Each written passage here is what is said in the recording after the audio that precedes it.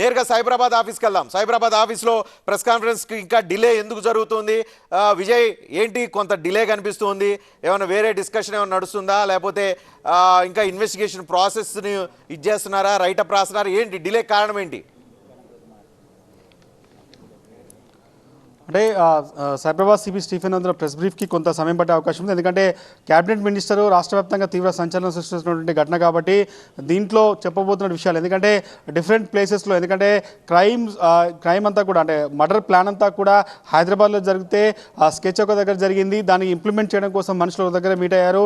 అక్యూజ్ని arrest చేయడం కోసం ఢిల్లీకి వెళ్లాల్సి వచ్చింది. దట్టు ఒక ఎక్స్ ఎంపీ బీజేపీ పార్టీకి సంబంధించినటువంటి నేత ఇంట్లో, ఆయన సర్వెంట్ వర్కింగ్ క్వార్టర్స్ ఇంట్లో అరెస్ట్ జరిగింది. చాలా కొంత ఈ మొత్తం లీడ్స్ అన్ని కూడా అన్ని పూర్తి స్థాయిలో కావాలి కాబట్టి దానికోసమే కొంత సమయం సైబరాబాద్ సిపి తీసుకుంటున్నారు. కాసేపు ఒక 10 minutes వరకు సమయం పట్టే అవకాశం ఉంది. ఇప్పటికీ ఈ టీం ఎవరైతే ఎంటైర్ ఆపరేషన్ చేసినటువంటి సైబరాబాద్ సంబంధించిన బాలనగర్ డీసీపీ సందీప్ ఉన్నాడో అతని నేతృత్వంలోనే ఈ ఎంటైర్ ఆపరేషన్ కూడా జరిగింది. ఆయన నేతృత్వంలో జరిగినటువంటి ఆపరేషన్ సంబంధించి కొంత డీటెయిల్స్ని ప్రస్తుతం సిపి తీసుకుంటున్నారు. కాసేపట్లోనే మొత్తం ఈ ఎంటైర్ ఇష్యూకి సంబంధించి 4-5 చోట్ల ఈ మొత్తం వ్యవహారం అంతా నడిచింది కాబట్టి దాన్నంతా కూడా ఏ రకంగా జరిగింది అనేది ఒక ఫ్రేమ్ చేసే ప్రయత్నంలో భాగంగానే కొంత డిలే అయితే జరుగుతుంది. ఒక 10 minutes ఎగ్జాక్ట్లీ సమయం పట్టే అవకాశం కనిపిస్తుంది. దాంతోపాటుగా వెపన్స్ సీజ్ చేసినట్టుగా చెప్తున్నారు. అది ఇంకా అధికారికంగా ధృవీకరించలేదు. వెపన్స్కి సంబంధించి ఎక్కడ వాళ్ళు కొనుగోలు చేశారు, 12 కోట్ల డబ్బుకు సంబంధించి ఎవరైతే అతనికి చాలా స్పష్టంగా మేము 12 కోట్ల రూపాయలు ఇస్తామని చెప్పారు కాబట్టి ఆరిఫ్కి 12 కోట్ల రూపాయలు ఇవ్వాలని, ఫరూక్కి 12 కోట్ల రూపాయలు ఇవ్వాలని చూసారని చెప్తున్నారు కాబట్టి ఆ డబ్బులు ఎవరు సమకూర్చారు, ఇవంతా కూడా బ్యాక్గ్రౌండ్ డేటా అంతా కూడా పూర్తి స్థాయిలో తెలుసుకున్నాకనే మీడియా ముందుకు రావాల్సి ఉంటుంది. కాబట్టి ఇక్కడ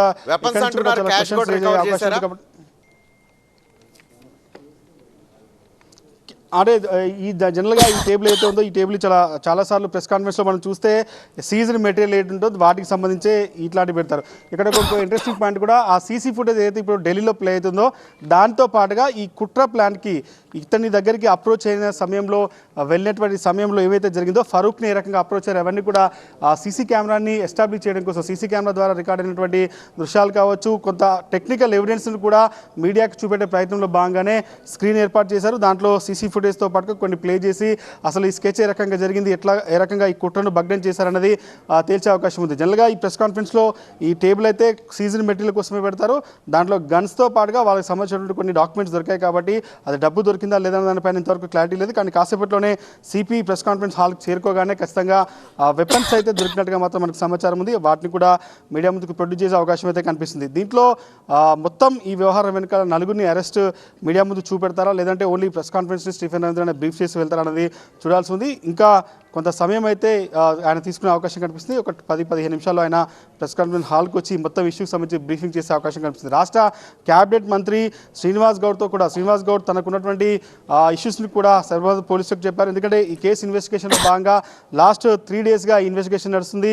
ఢిల్లీ లెవెల్లో జరిగిన ఇన్సిడెంట్ తర్వాతనే మొత్తం వ్యవహారం అంతా బయటకు వచ్చింది కాబట్టి ఆ ఢిల్లీ లింక్స్ అని కూడా, ఆయన ఎందుకు అక్కడ ఆ క్వార్టర్స్కి వెళ్ళాడు, ఆ క్వార్టర్స్కి సంబంధించి ఆ వర్కింగ్ క్వార్టర్స్కి ఎందుకు వెళ్ళారు, అక్కడ షెల్టర్ ఎవరు ఇచ్చారు, నలుగురిని ఢిల్లీ నుంచి తీసుకొస్తే ముగ్గురిని వదిలిపెట్టారు కాబట్టి ఒక్కరిని మాత్రమే, రఘుని మాత్రమే అరెస్ట్ చూపెడుతున్నారు కాబట్టి వాటికి సంబంధించినటువంటి వ్యవహారం చూడొచ్చు. దాదాపుగా ప్రెస్ కాన్ఫరెన్స్ హాల్ అంతా కూడా రెడీ అయిపోయింది. సీజ్డ్ ఏం చేశారు, గన్స్ సీజ్ చేశారా లేకపోతే డబ్బు సీజ్ చేశారా అనేది మాత్రం కాసేపట్లో తెలిసే అవకాశం కనిపిస్తుంది. కానీ కొన్ని విమర్శలు, ఎందుకంటే పోలీసులు ప్రెస్ కాన్ఫరెన్స్ తర్వాత ఇదంతా కూడా ఇప్పటికే కొన్ని రాజకీయ పార్టీలు ఇదంతా ఒక డ్రామాగా చెప్తున్న నేపథ్యంలో పోలీసులు చెప్పే ఎవిడెన్స్, వాళ్ళ దగ్గర ఉన్న టెక్నికల్ ఎవిడెన్స్ కావచ్చు, వాళ్ళ దగ్గర ఉన్నటువంటి ఎవిడెన్స్ అన్నింటినీ కూడా చూపెట్టే ప్రయత్నంలో భాగంగానే ఆ స్క్రీన్ ఏర్పాటు చేశారు. ఆ స్క్రీన్లో ఆ ఢిల్లీ సీసీ ఫుటేజ్తో పాటుగా హైదరాబాద్లో దొరికిన ఎవిడెన్స్ అన్నింటినీ కూడా చూపెట్టే అవకాశం అయితే కనిపిస్తుంది. Right Vijay, thank you very much. Frame అంతే ఉంచండి. సీసీటీవీ ఫుటేజ్ చూపించడానికి స్క్రీన్ ఏర్పాటు చేశారు. పట్టుకున్న వెపన్స్ ఆర్ మనీ వాటన్నింటిని చూపించడానికి టేబుల్ పెట్టారు. అదేవిధంగా బ్రీఫ్ చేయడానికి చైర్స్ రెడీ చేశారు. ఎవరికి వాళ్ళు రెడీ చేసుకున్నారు. మొత్తం అన్ని రకాల సరంజామా సమాచారాన్ని ప్రజలకు తెలియజేసేందుకు, అంటే శ్రీనివాస్ గౌడ్ హత్యకు కుట్ర ఎలా పన్నారు అనే విషయానికి సంబంధించిన కంప్లీట్ బ్రీఫింగ్ ఇవ్వడానికి సైబరాబాద్ పోలీస్ కమిషనరేట్ కార్యాలయం సిద్ధంగా ఉన్న పరిస్థితి కనిపిస్తుంది. కాబట్టి కొద్దిసేపట్లో సైబరాబాద్ కమిషనర్ ఏం చెప్తారు, ఈ మొత్తం హత్య కుట్ర ఎలా పాల్పడ్డారు, ఎవరు పాల్పడ్డారు, వీళ్ళు ఎవరైతే నాగరాజు, యాదయ్య, విశ్వనాథ్, రఘు ఎవరైతే ఉన్నారో వాళ్ళ మధ్య ఎలాంటి కోఆర్డినేషన్ జరిగింది హత్య కుట్రకు, హత్యాయత్నానికి సంబంధించిన కుట్రకు, అదేవిధంగా వీళ్ళని ఎక్కడ పట్టుకున్నారు, పట్టుకునే సందర్భంలో ఏం దొరికినాయి అనే అంశానికి సంబంధించి రాబోయే సమయంలో రేపు కానీ రాత్రికి కానీ పెద్ద ఎత్తున రాజకీయ విమర్శలు ఎదుర్కొనే అవకాశం ఉంది కాబట్టి కంప్లీట్ బ్రీఫింగ్ కోసం మొత్తం సరంజామా అంతా రెడీ అయిన పరిస్థితి కనిపిస్తుంది. దానికి సంబంధించిన దృశ్యాలు మీకు టీవీ9 స్క్రీన్ మీద కనిపిస్తున్నాయి. రమేష్ దగ్గరికి వెళ్దాం. టీవీ9 ఇన్పుట్ ఎడిటర్ రమేష్, పొలిటికల్గా ఎంత రచ్చ అవుతుందనేది కొద్దిసేపటి క్రితం చూసాము. డీకే అరుణ రియాక్షన్ కావచ్చు, గంగుల కమలాకర్ చెప్పింది కావచ్చు, అదేవిధంగా గోవాల బాలరాజు రియాక్ట్ అయిన తీరు కావచ్చు. ఇవన్నీ చూస్తుంటే రేపు politically it's a big issue అయ్యే అవకాశం మరింత కనిపిస్తుందా? విజువలైజ్ చేయగలుగుతున్నారు మీరు?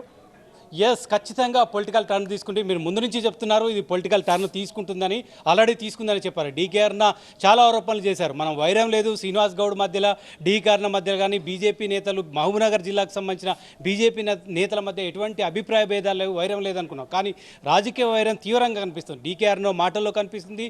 శ్రీనివాస్ గౌడ్ ఏ విధంగా మహబూబ్నగర్ జిల్లాలో అరాచకాలు చేస్తున్నాడంటూ కూడా ఆమె విమర్శలు చేసిన నేపథ్యంలో రాజకీయ వైరం మనకు స్పష్టంగా కనిపిస్తుంది.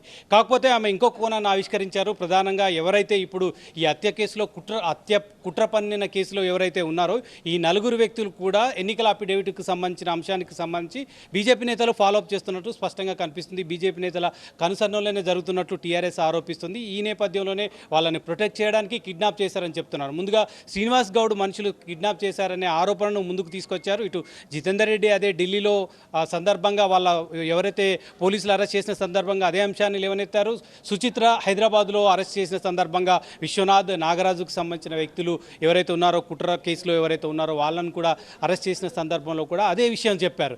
సో ఇదంతా చూస్తే ఒకవైపు రాజకీయంగా ఇది పెను చర్చకు దారితీసే అవకాశం ఉంది. బీజేపీకి ప్రధానంగా మహబూబ్నగర్ జిల్లాకు సంబంధించి కాదు, మొత్తం టోటల్గా బీజేపీ ఇన్వాల్వ్ అవుతుంది. రేపు టీఆర్ఎస్ కూడా ఇన్వాల్వ్ అవుతుంది. ఎందుకంటే ఇప్పటికే రాజకీయంగా రెండు పార్టీలు కూడా పరస్పరం తీవ్రంగా పోటీ పడుతున్నాయి. విమర్శలు చేసుకోవడంలో ఆరోపణలు చేసుకోవడంలో కానీ తీవ్రంగా పోటీ పడుతున్న కానీ రమేష్ ఒక విషయం చెప్పండి, మీరు ఎర్రశేఖర్కి సంబంధించి చెప్పారు. ఎర్రశేఖర్ హత్య బహిరంగంగా బస్టాండ్లో హత్య జరిగింది. ఆ హత్య నేపథ్యం ఎలా జరిగింది, ఇప్పుడు తాజాగా శ్రీనివాస్ గౌడ్ హత్య కుట్రకు సంబంధించిన ఈ స్కెచ్ అంతా దీన్ని అంటే వేరువేరు పార్టీలు కావచ్చు, వేరువేరు సందర్భాలు కావచ్చు, మహబూబ్నగర్ నేపథ్యం ఉంటుంది, రాజకీయ నాయకులు అనే నేపథ్యం ఉంటుంది.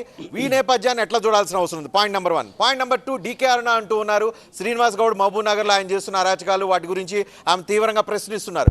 అలా ప్రశ్నించారు కాబట్టి ఒక కాన్స్పిరసీ క్రియేట్ చేశారు అనే ఒక చర్చ ఆమె లేవనెత్తుతున్నారు. ఎంతవరకు ఇవన్నీ పాసిబిలిటీస్, ఈ బ్యాక్గ్రౌండ్స్ని ఎట్లా చూడాల్సిన అవసరం కనిపిస్తుంది? సో మహబూబ్నగర్ జిల్లాకు సంబంధించి ముందు నుంచి చెప్తున్నాం, హత్య రాజకీయాలకు సంబంధం ఉంది. రాజకీయాల్లో హత్యలు చేసుకోవడం కూడా మనం చూసాం. గతంలో జరిగిన అనేక సంఘటనలు చూసాం. ఇటు కాంగ్రెస్ ప్రభుత్వం అధికారంలో ఉన్నప్పుడు కానీ, గతంలో తెలుగుదేశం ప్రభుత్వం అధికారంలో ఉన్నప్పుడు కానీ హత్యలు చోటు చేసుకునే సందర్భం చేసాం. హత్యలు మహబూబ్నగర్ ఉమ్మడి జిల్లాకు కొత్త ఏం కాదు.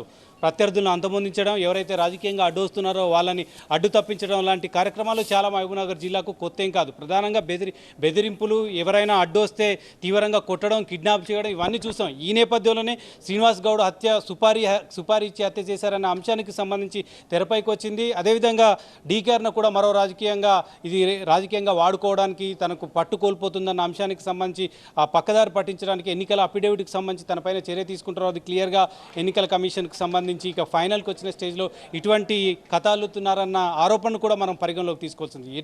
ఎటువైపు చూసినా కానీ రాజకీయ విమర్శలకు దారి తీసుకుంది. హత్యలు కూడా గతంలో మహబూబ్నగర్ జిల్లాలో జరిగిన సందర్భం చూస్తాం. ఇది ఏదైనా కావచ్చు, పోలీసులు మాత్రం పూర్తి స్థాయిలో నిర్ధారణ చేస్తారు. ఇది నిజంగా మనకు ఇప్పుడు చూస్తున్నాం, వెపన్స్ కూడా సీజ్ చేశారని చెప్తున్నారు. అదేవిధంగా సీసీ ఫుటేజ్ కూడా చూపించే ప్రయత్నం చేస్తున్నారు చెప్తారు. మొత్తంగా పోలీసులు ఒక అంశాన్ని, ఏ అంశాన్ని కుట్రకు సంబంధించి ఎంతమంది ఇన్వాల్వ్ అయ్యారు, వాళ్ళకు బ్యాక్గ్రౌండ్ ఏంటి, ఈ బ్యాక్గ్రౌండ్ డీకేఆర్ని అయితే ఈ నలుగురికి సంబంధించిన బ్యాక్గ్రౌండ్ ఎన్నికల అఫిడవిట్కు ముడిపెట్టిన నేపథ్యంలో వాళ్ళు నిజంగా హత్య చేసే అవకాశం ఉందా, 12 కోట్లు సమకూర్చుకునే అవకాశం ఉందా, నిజంగా ఫరూక్ హత్యకు సుపారీ ఇచ్చే క్రమంలో ఒక నోట్ల కట్టలు చూపించారు, ఒక కాటన్ బాక్స్లలో చూపించారనే అంశానికి సంబంధించి కూడా పోలీసులు చెప్పబోతున్నారు. ఆ కాటన్ బాక్స్లు ఏమైనా సీజ్ చేశారా, 12 కోట్లు సమకూర్చుకునే సామర్థ్యం ఆ నలుగురిలో ఏ ఒక్కరికి కూడా లేదు. కనీసం ఆ కుటుంబాల ఆర్థిక పరిస్థితి చూస్తే ఎవరు కూడా 10 లక్షలు బేర్ చేసే అంత అవకాశం అయితే మనకు స్పష్టంగా కనిపించలేదు. ఖచ్చితంగా ఒకవేళ శ్రీనివాస్ గౌడ్ ఆరోపించినట్లు కానీ పెద్ద వ్యక్తులు, బడా వ్యక్తులు ఈయన హత్య చేయడానికి, రాజకీయంగా అడ్డు తొలగించడానికి ప్రయత్నం చేశారనుకుంటే అది కూడా పోలీసులు చెప్పాల్సిన అవసరం ఉంది. ఇన్వెస్టిగేషన్లో వీళ్ళందరినీ కూడా కేవలం అఫిడవిట్కి సంబంధించిన వైరం మాత్రం శ్రీనివాస్ గౌడ్కు ఈ మధ్యన ఉంది. వీళ్ళని క్యాప్చర్ చేసి ఏదైనా చేశారనేది చూడాల్సిన అవసరం ఉంది. రైట్, మీరు లైన్లోనే ఉండి చిన్న బ్రేక్ తీసుకొని వస్తాను. ఎందుకు అని అంటే సైబరాబాద్ పోలీసులు బ్రీఫ్ చేయడానికి మరికొంత సమయం పట్టే అవకాశం ఉంది. చిన్న బ్రేక్ వెళదాం, క్విక్ బ్రేక్ వెళదాం. బ్రేక్ నుంచి తిరిగి వచ్చిన తర్వాత శ్రీనివాస్ గౌడ్ హత్యకు కుట్ర పన్నారు. ఈ హత్యకు కుట్ర పడిన వ్యక్తులు ఆయన నియోజకవర్గానికి సంబంధించి, ఆయన జిల్లాకు సంబంధించిన వ్యక్తులే. కానీ ఈ హత్యకు కుట్ర పన్నిన వ్యక్తులు ఎవరు, వెనుక ఉన్నది ఎవరు, 12 కోట్ల సుపారీ ఇచ్చింది ఎవరు, వీటన్నిటికి సంబంధించిన సమాచారం కొద్దిసేపట్లో పోలీసులు వెల్లడించే అవకాశం ఉంది.